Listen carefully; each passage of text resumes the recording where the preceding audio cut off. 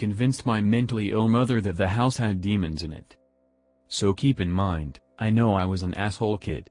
This was an asshole move. I don't recommend it. But I will talk about it.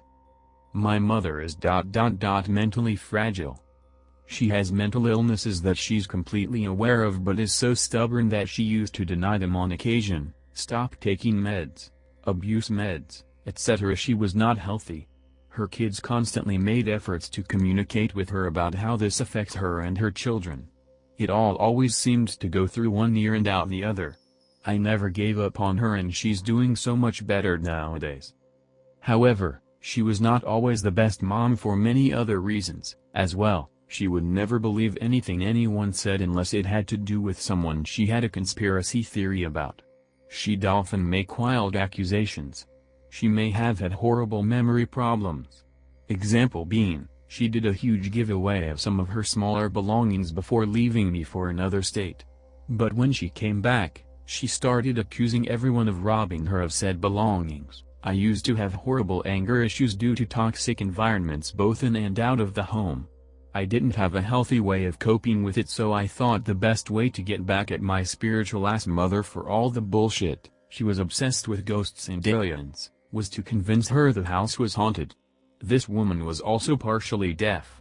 She would have the TV on full volume and I'd be standing right next to her, literally screaming for her, and would not get a response until I stood directly in front of her. That gave me the bright idea to yell her name and leave. Or crawl across the kitchen floor behind the TV. Or move things. She would then realize a little too late and come asking my siblings and I if it was us. I'd pretend like she was crazy for it. This all came to an end when she started accusing my eldest sibling of being possessed. My second eldest sibling also had a nightmare so bad once that her freakout caused our dog to also freak out. I'm talking growling and barking at my siblings' bedroom after they came out crying. They have PTSD. My mother then closed herself in the bedroom and started screaming at demons. Doing a whole ass exorcism. Blessing the house.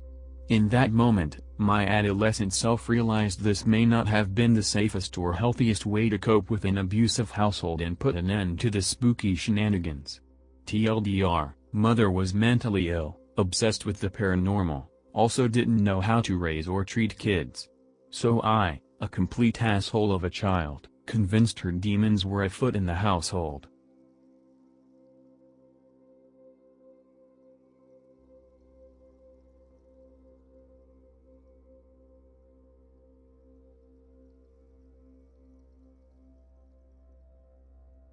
I robbed neighbors and stole a neighbor's car and never got caught. When me and my best friend were younger, we would drink non-stop and do all different drugs, typical scummy teenagers. Well, every time we got smashed, we would run through cars and trucks to get free stuff and money. We didn't have a car and we walked everywhere, so we would just check car doors as we walked through neighborhoods. Well, one night we were beyond effed up, and we decided to run around 3 or 4 apartment complexes in the neighborhood. We got a ton of stuff and went back to my house to go through it all. After going through it, we realized we had 4 sets of car keys, and we knew where one set went to definitely. Of course it was the house directly behind mine. Our backyards touched and were separated by a fence. So we walked down there, get in the car and start backing it out of the driveway. Our goal was to go to McDonald's and bring it back for the pure rush of stealing a car. We got stopped by the homeowner pointing a gun at us through the windshield, screaming at us. We got out, looked at each other, and took off running. Cops were everywhere and somehow we made it back to my house and were never caught. 3 days later I had to cut my back lawn. I swore he was going to recognize me. I kept my head down the whole time. Fast forward a few weeks, I'm walking home blacked out and I decide it's a smart idea to start running through all the cars on my street I live on. I get into one, shut the door and just sit there looking through the car. I find a birthday card, open it and take the money out, and throw the card in the street. Worst part about this is I was drinking with that neighbor days later and she told me all about what happened. I was like, no way. I feel terrible about this stuff now obviously, but when you're messed up, nothing seems wrong. Don't forget to lock your doors.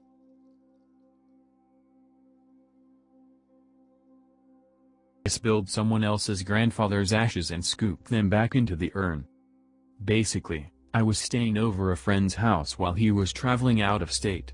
He needed a housekeeper because he had a few important packages and visits coming up. He was fixing the house for sale, so like gardeners and repairmen were showing up. I was a little nosy, and knowing that no one else would know, I snuck around his bedroom areas. I know, I have zero excuse. He was a sort of corridor that leads into the bedroom and a nook in the wall with an urn. Me being clumsy, I fell and knocked it over. The urn, being steel or some other metal, didn't break, but it did spill. Now I'm not a huge religious or spiritual person, so my main concern was no one finding it out. End of story. A broom and pan and all the ash was back in the urn. So far I have not been caught. He sold the house and moved the urn to his new one. I don't think I'll ever be caught, but it's nice to get it off my chest. Thoughts? Thanks for reading.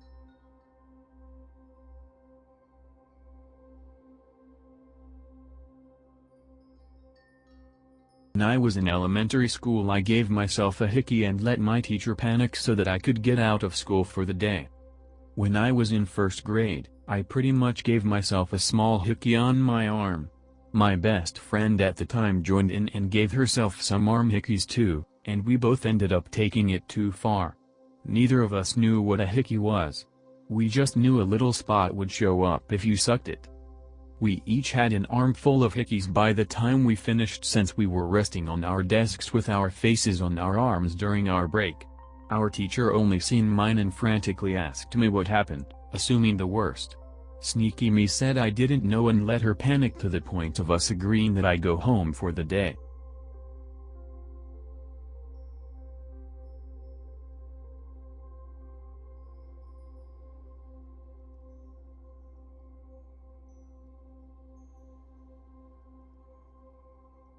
The story of when I broke my cousin's expensive phone in under 60 seconds and covered it up with a massive lie about being robbed at gunpoint. When I was around the age of 12, I saved up for a little over a year to buy a second-hand iPhone 6. I was extremely happy, because it was the first phone or piece of tech even that I had bought myself. I handled it with a lot of care, and did my best not to break it or scratch it. So about 3 months go by and I am still using the phone and not even a single scratch is on the phone, until one night when I went out with friends and I lost it on the way back, or somebody stole it. I came back home as if nothing had happened, just walked in, had a casual conversation with my dad and walked into my room.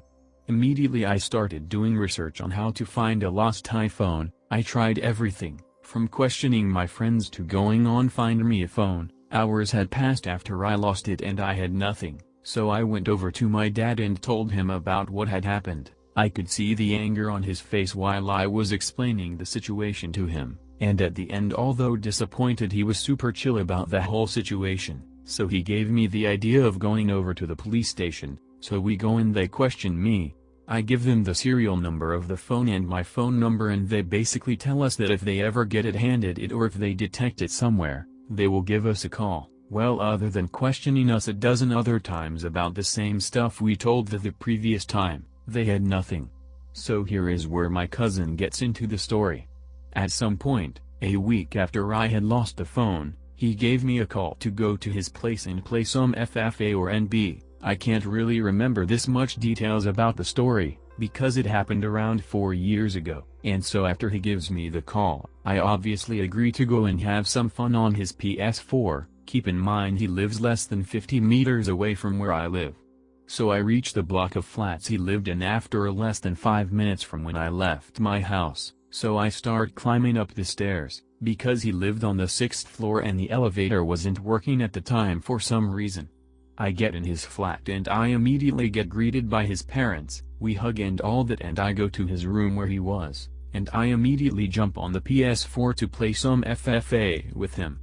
We play for around 2 hours and then he asks me if found the phone which I had lost. I quickly reply with no, and we talk about the situation and where the phone could have been if I had lost it, and then suddenly he tells me he has an extra iPhone 7 Plus and asks me if I want it until I get a new phone, to which I immediately reply with yes and asked him if he was sure about it. iPhone 7/iPhone 7 Plus had just released around 6 months ago, so they were still super expensive.